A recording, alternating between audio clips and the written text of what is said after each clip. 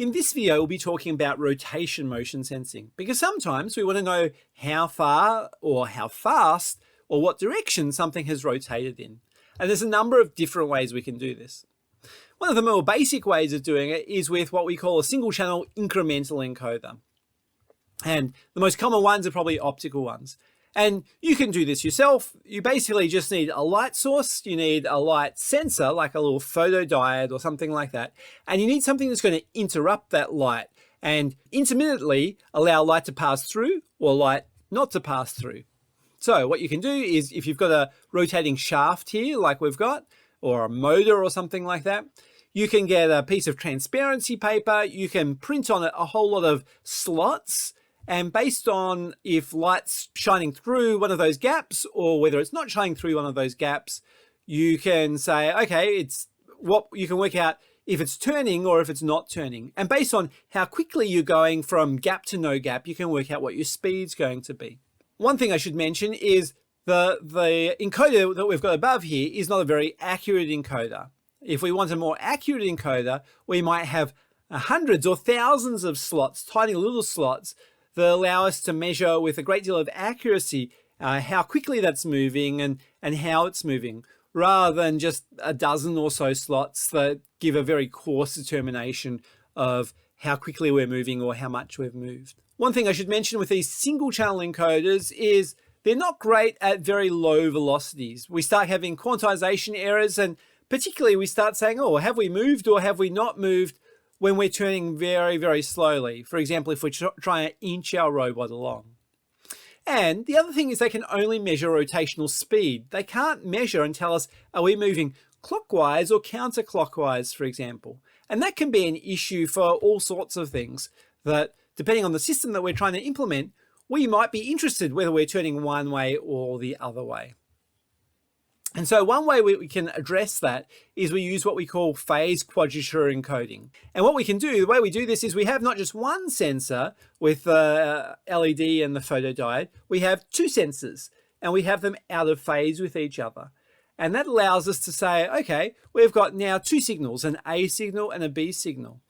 If we're moving in a clockwise direction, one of those signals will be leading the other signal. And if we're moving in a counterclockwise direction, we'll have the other signal leading the other signal. Now this increases our resolution because we've got all those extra signals and we've got 4 phases that we're encoding here.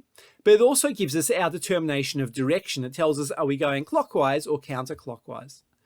Having said that though, it's incremental. So if we lose power to this, we don't know where we are anymore.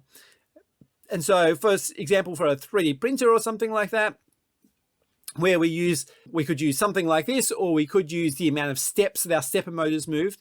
What we typically do, or a CNC machine, for example, is we have some sort of a homing procedure on startup when we apply power, where we come back to a known location, a known position. So I mentioned that these signals are out of phase with each other by 90 degrees, and you can see the difference here in that clockwise motion or clockwise rotation to the counterclockwise rotation. Those sensors that I've looked at so far have been what we call incremental ones. So we need to count, if we want to measure how far we've moved or the distance we've traveled, we need to count each pulse, how many pulses. We've moved 5,000 pulses, so it's rotated X number of cycles, for example. What if we actually want to know the absolute position? Well, we can use what we call an absolute optical encoder here. And here, we're more interested in not the distance traveled, but the position that disc or position of whatever is at the end of that motor or that shaft is at. And here what we use is a coding scheme like gray code, and we have an encoder disc that looks like this one here. You notice that each point along that arc of the encoder disc is different. And rather than just using one brake beam sensor, we're using a linear system where we can measure multiple brake beam sensors essentially all at the same point. And this might give us, for example, 5 or 6 or 7 or 8 bits of resolution, and we've got all those different points around that disc that we know. So these aren't going to be as high resolution as our incremental encoders, but at any point in time, even if we lose power, we can turn it back on and we know exactly what the position of that output is, or the shaft is, based on measuring the position of our absolute optical encoder here. Now, so far I've been talking about optical encoders, but they don't just need to be optical encoders. Another simple way to do it is the sort of volume control that you might have and settings control that you might have in your car stereo system, for example. These typically use a rotary encoder switch, like the one here, that's got essentially two little switches in it. And those two little switches are out of phase by 90 degrees, similar to our quadrature encoder, the optical one that we had previously. And they'll generate two signals that go high and low, based on if you're turning in the clockwise direction or the counterclockwise direction. Now, I'm not going to go into the electronics for doing this. If you're in my digital electronics class, we do all those sort of things. They also typically have a switch in them that you can use for maybe setting the control to switch between controlling your volume, to controlling your bass, to controlling your right sound in your car, for example. One other way that we can do these is using a little potentiometer. Now, a potentiometer is a variable resistor, so a resistor that can vary as we rotate it. And the basic idea is we have three connections on here. One we connect to ground, one we connect to power, and the third one is our wiper one that basically touches the resistor along that arm and gives us a different voltage output. Now, in first year, you learn about the voltage divider rule. This basically forms a voltage divider, and that voltage divider changes and the voltage output changes based on what the angle of our arm is, or the armature there. And another way we can sense rotation is using a Hall effect sensor or a magnetic sensor. And basically these Hall effect sensors allow us to sense a ferromagnetic material. Now, there's a few different ways you could do this. In the past, I've had a gear, a plastic gear or a perspex gear, and put magnets on these gears. And as the magnet goes past this Hall effect sensor, it measures, oh, yep, we've ticked past and we've rotated our gear around, for example.